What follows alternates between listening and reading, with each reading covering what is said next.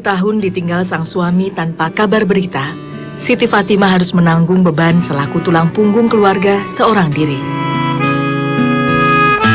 Keterbatasan fisik yang dideritanya tak lantas membuat wanita yang akrab disapa Pat ini patah arang. Segala cara ia upayakan demi menafkahi kedua anak kandungnya serta satu keponakan yang telah menjadi tanggungannya sejak berusia 2 bulan. Di Dusun Duet, Ngeronggot, Kabupaten Nganjuk ini, mayoritas warganya hidup dari kegiatan pembibitan berbagai jenis tanaman. Mulai dari bibit sengon, jati, hingga jeruk purut. Hal ini jugalah yang biasa dilakukan oleh Pat. Namun saat tak ada modal, bekerja sebagai buruh industri dodol tape pun tak menjadi soal baginya, asal dilakukan secara halal. Sebenarnya Pat terlahir normal, namun di usia balita, Pat kecil diserang penyakit polio. Ia pun sempat mengalami kelumpuhan pada kedua kakinya. Teng mriko tingken tumbas sepatu sepatu besi, tapi bapak yang betul sakit mundut. Terus betul mantu.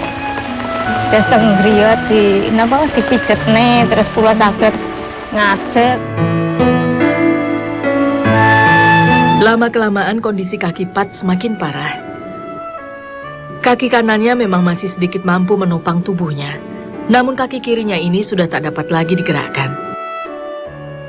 Beruntung ia mendapat sumbangan tongkat penyangga dari tetangganya.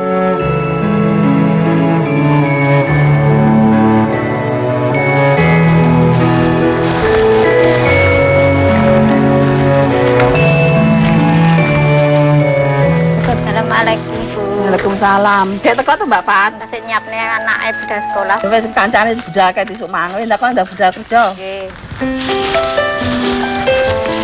Di industri rumahan pembuatan dodol tape inilah Pat bekerja.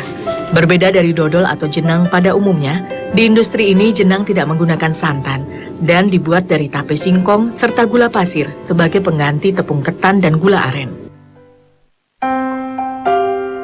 Untuk membuat tape, singkong yang dipakai berasal dari lereng Gunung Wilis di Kediri.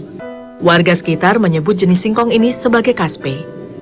Dibanding jenis singkong lainnya, kaspe tidak memiliki rasa pahit. Sebelum diolah, singkong ini dikupas terlebih dulu. Dengan alat pemotong, kulit ari singkong dapat terbuang sempurna. Hal ini sangatlah penting, karena pengupasan yang tidak bersih akan membuat tape asam dan tidak akan bisa manis.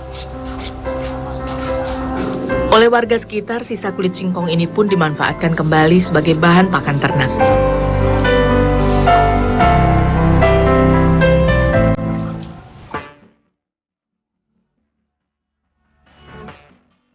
Agar dapat menghasilkan adonan jenang yang baik, singkong juga wajib dicuci bersih, hingga tak ada lagi tanah dan kotoran yang menempel.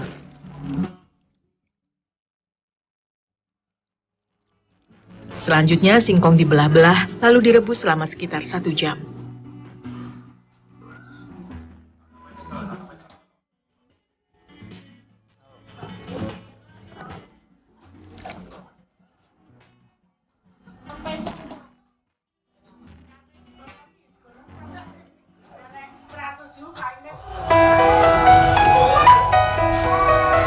Setelah matang, singkong kemudian ditiriskan dan didiamkan beberapa saat hingga benar-benar dingin. Karena jika singkong langsung diolah dalam keadaan panas, rasa tape yang dihasilkan akan menjadi kecut.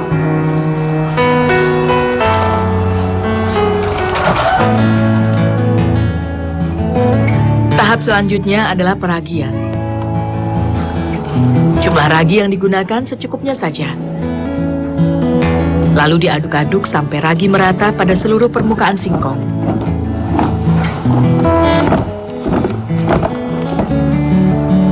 Dengan menggunakan keranjang, singkong kemudian dibungkus rapat dan didiamkan selama 2 hari hingga menjadi tape yang siap olah. Sebelum diolah menjadi jenang, tape terlebih dulu dihilangkan bagian serat singkongnya, sambil dagingnya sedikit dihancurkan seperti ini.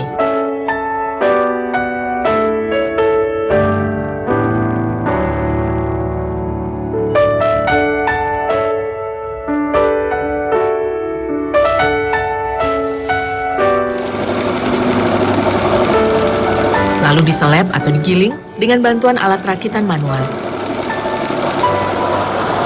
Saat diseleb pun, tape juga harus sambil sesekali ditumbuk supaya hasilnya benar-benar halus serta menghindari banyak daging yang menumpuk di mesin penggiling.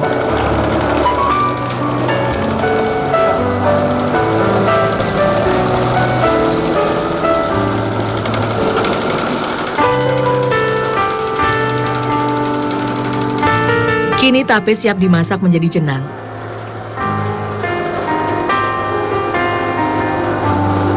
Sebagai pemanis, ditambahkan gula pasir dengan perbandingan setengah kuintal gula untuk 2 kuintal singkong.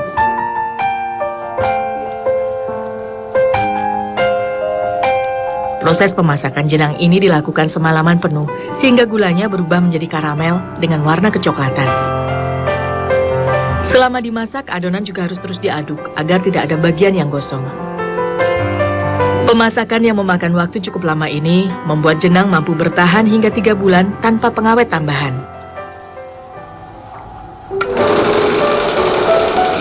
Keistimewaan jenang tape ini terletak pada varian rasanya. Salah satunya adalah kacang tanah. Sebelum dihaluskan seperti ini, kacang tanah telah disangrai terlebih dulu untuk mendapatkan rasa gurih yang khas. Bubuk kacang kemudian dicampurkan ke dalam adonan jenang yang sudah jadi, lalu dimasak kembali selama 1 jam. Bila adonan sudah tidak lagi lengket, itu tandanya jenang sudah matang dan siap diangkat.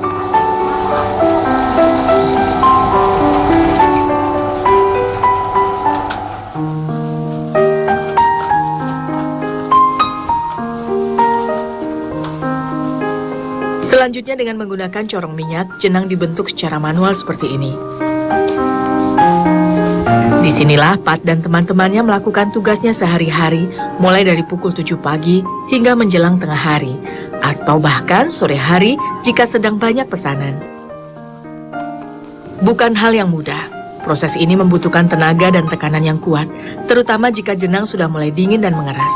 Pas dodol tangan aku nekine sing sakit kemeng ngoten nate nggih keseliu nggih nate. Setelah dicetak, jenang kemudian dibungkus menggunakan kulit jagung yang sudah dikeringkan.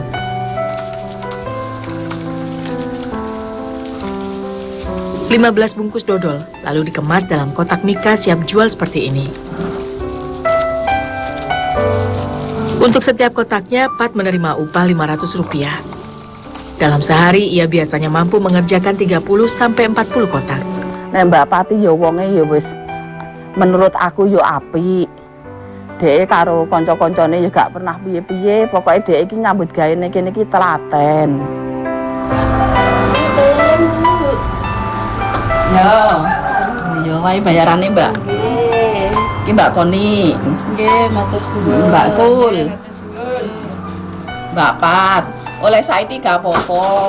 Pokoke telaten, nyangoni anake sekolah. Bagi yang berkecukupan, upah Rp15.000 ini memang tak seberapa.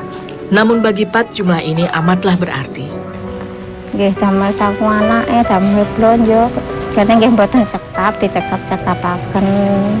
Nggih nate teng toko nggih nate.